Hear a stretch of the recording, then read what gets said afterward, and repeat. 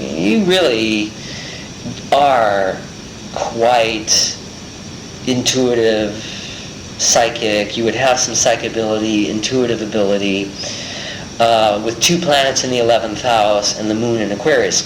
See, the moon is our feminine side. The function of the feminine is to be intuitive anyway. That's what the moon is like, a satellite to planet Earth. And so all the other planetary energies are coming through the moon to Mother Earth. The moon is the goddess. The moon is the oracle. The moon indicates the part of ourselves that intuits and knows things without being told. Okay? The moon is in Aquarius, which means, so the moon is already the goddess. The moon is already the intuitive aspect of our being. But then put it in the sign of Aquarius, and it's the higher mind. Aquarius is the higher mind, the one who knows, the metaphysician. See, the 3 outer planets, Uranus, Pluto, and Neptune are the 3 outer planets. They're the ones we can't see with the naked eye. So they represent the formless dimensions of being. Well, Neptune rules Pisces, Uranus rules Aquarius, and Pluto rules Scorpio. So all 3 of those signs are the ones who are very intuitive, the ones who are connected to the formless dimension of being, the ones who know things without being told. So there's several indicators here that you do have that ability. And, you've mentioned several members of the family who have it, but that are afraid of it. What I would say to you, having had the astrology reading, seeing that these are facets of your soul, don't be afraid. Let them develop, be wise, but let them develop. Let your intuition develop. Use it. Okay? So the moon is in Aquarius. The moon is also in the 3rd house. The 3rd house is like Gemini. So I remember saying this to you in the car yesterday.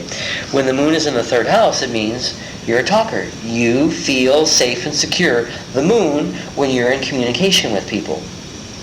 Because that's what Gemini is. Our friend Tiffany downstairs, she's a Gemini. And so she's a talker. In a sense, you two would be very good friends, because when one person has the sun sign, she has the sun in Gemini, you have the moon in the 3rd house. So there'd be a sense that you two get along really well, because the sun is the masculine, the moon is the feminine. And if they're in the same signs, it means those 2 people get along very well. They could be good friends, they could be good partners, things like that. Like I have a Taurus moon, I'm very attracted to Taurus suns. It just works together really well for me. Okay. Yeah. Okay, so where do I want to go from here? All right, let's look at the 1st house of self-identity. This correlates a lot to you being the sun in Sagittarius. The ruler of Sagittarius is Jupiter. So Jupiter is in the 1st house of self-identity. Again, when Jupiter is in the 1st house, again, it's like you're very optimistic, because Jupiter is the planet of expanding horizons, seeing the bright side of things. The 1st house is a house of self-identity. It's about me. So when Jupiter is in the 1st house, it means you're very expansive. You love to travel. You love to see the light side, the bright side of things. You can be very uplifting, very inspirational. This is a quality of Jupiter and Neptune. Jupiter and Neptune are both in the 1st house. Okay? Neptune is the ruler of Pisces. In fact, Jupiter and Neptune both rule Pisces. So Pisces is Neptune is the planet of creativity, spirituality, intuition. It's another planet that rules intuition, knowing things without being told. So whenever Neptune is in the 1st house, it's like you can be very impressionable. You have another indicator for your psychic ability, that you just tend to know things, because the planet of spirituality, creativity, the higher mind, psychic ability is in the 1st house of self-identity, which means a lot of times you just know things without being told.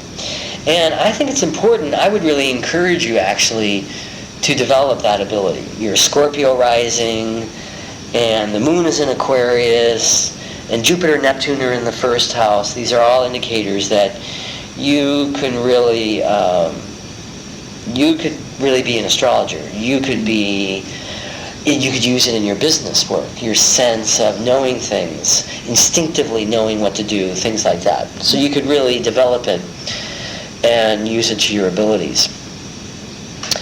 Okay.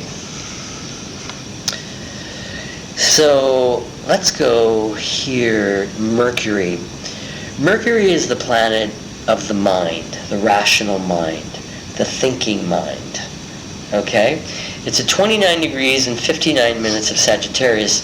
So really, Mercury is partially in Sag and partially in Capricorn. Mercury is in the second house of money and Taurus. Now, with Mercury really right here on the cusp of Capricorn, this would tell me that you can use your mind very methodically. This step, this step, this step. You kind of plot things out in your mind. You really have a sense of methodically moving towards something or developing something. It kind of like reminds me of Simon saying, go ahead and quit work. A part of you wants to really know what you're doing, know what's happening, and to jump off into the abyss like this is a little bit of a challenge for Mercury and Capricorn, because Mercury and Capricorn, the rational mind, wants to know what's happening. That's why it's taking so long. Yeah, okay, that makes sense. Yeah. I don't know what I want to do, so I'm not going to move because I want to have it mapped out. So I would just really applaud you.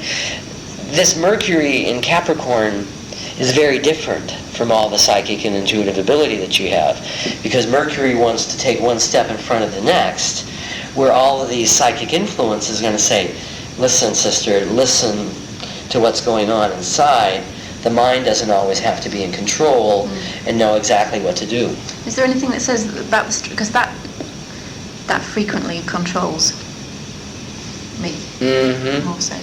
Yeah, I'm surprised, because what it looks like to me in the chart is that the intuition is much more focused on, there's much more development in the terms of the intuitive abilities.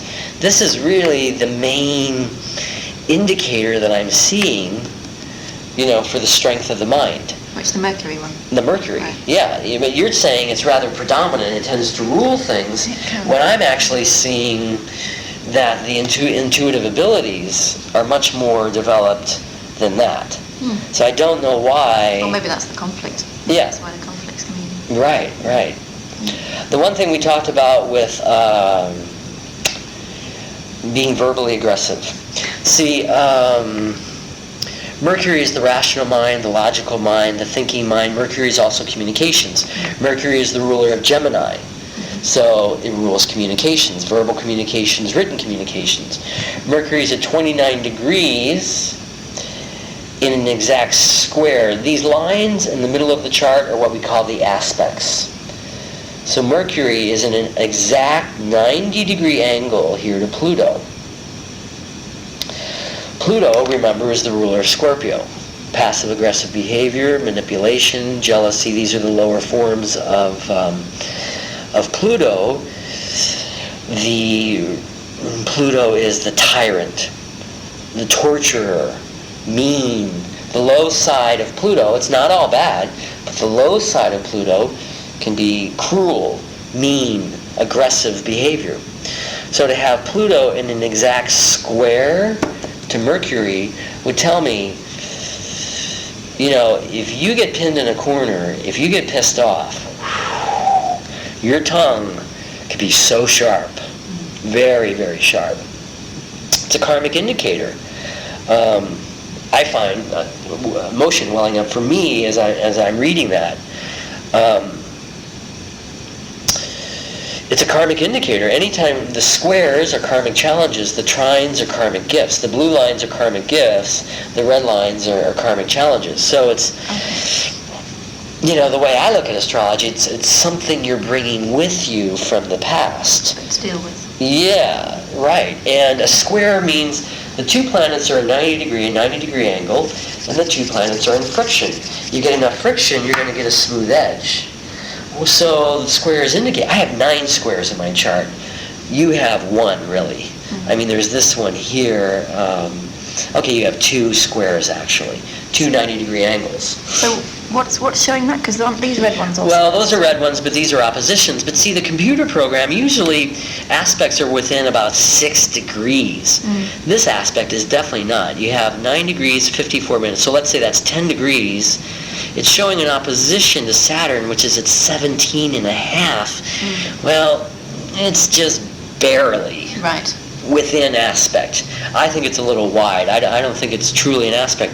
This is 8 degrees and 59 minutes, so let's say that's 9 degrees, and that's 17. That's 8 degrees apart. I don't really think that's a true square. Oh, that's good. The fewer of those, the better. Yeah, right. Yeah. Right. Okay.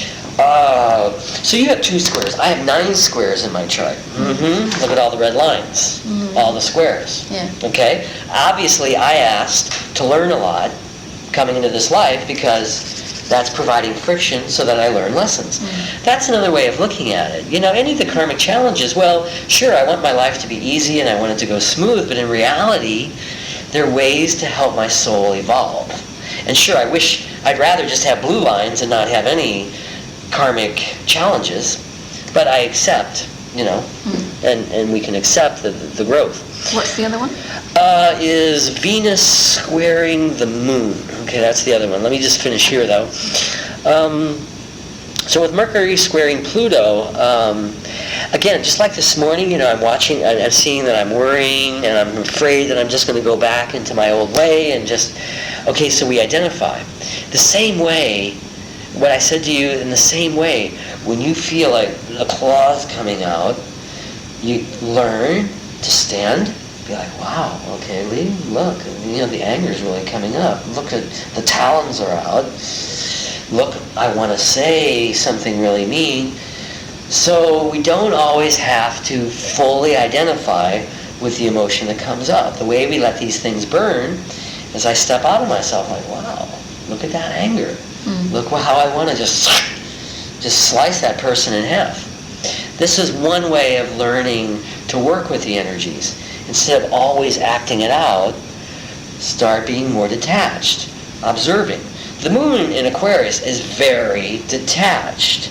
It's that posture of observation. I'm cool, aloof, and detached, and I'm watching what's going on.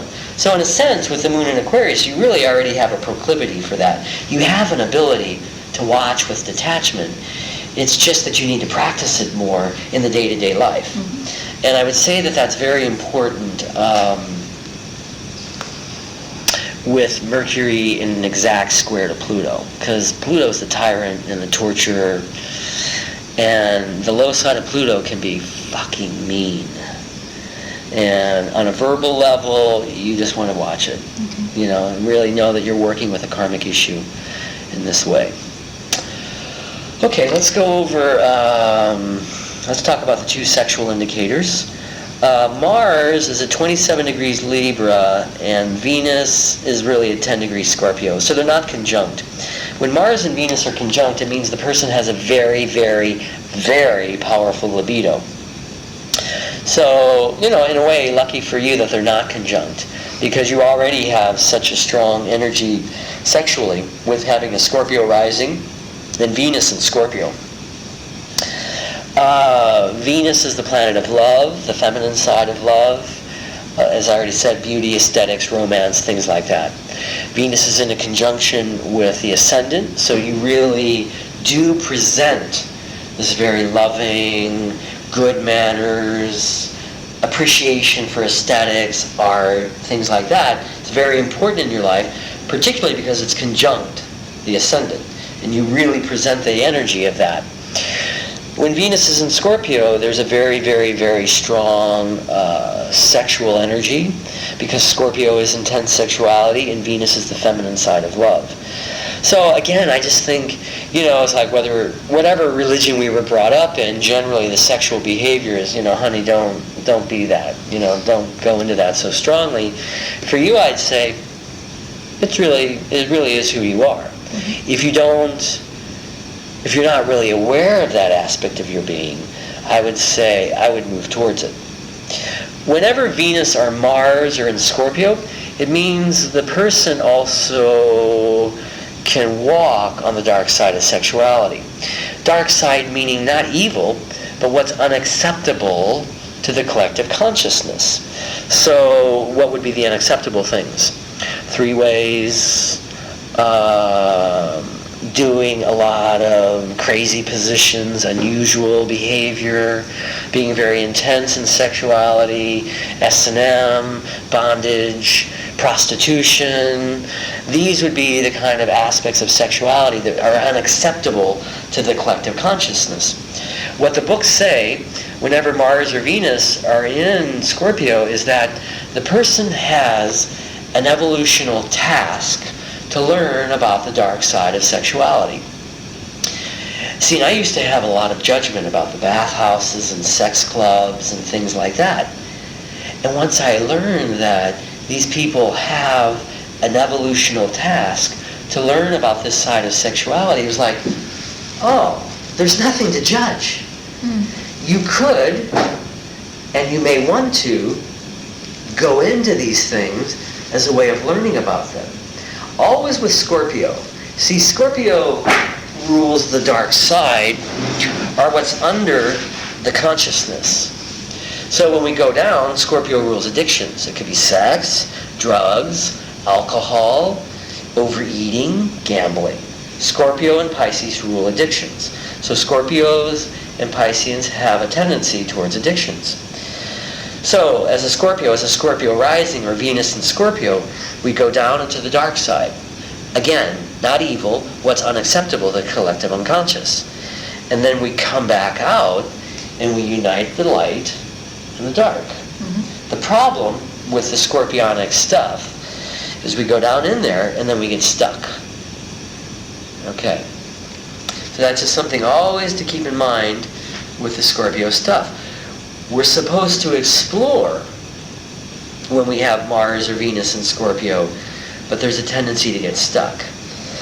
And, we talked about having both Venus and Mars in the 12th house. And again, Venus is almost in the first house, it's conjunct the ascendant. But there may be tendencies to have secret loves, to be in a relationship and to have secret affairs, things like that, because the 12th house is the house of karma, and the 12th house is hidden. It's what's hidden. It's the asylum, the hospital, the penitentiary, the monastery. It's not being out in the open. The first house is being out in the open. The 12th house is what's hidden. It's the house of karma. So you may find as you go on in your life that some of these issues come up. And what I would suggest is that, as you already are, that you're in therapy, that you have a place to go and talk about these things. That, if you feel the urge coming up to have an affair, instead of just going into it, talk about it, explore it, get it out in the open with somebody, whether it's the therapist or your best friend or your husband or whatever. Because the tendency is we keep these things secret, and then we do them.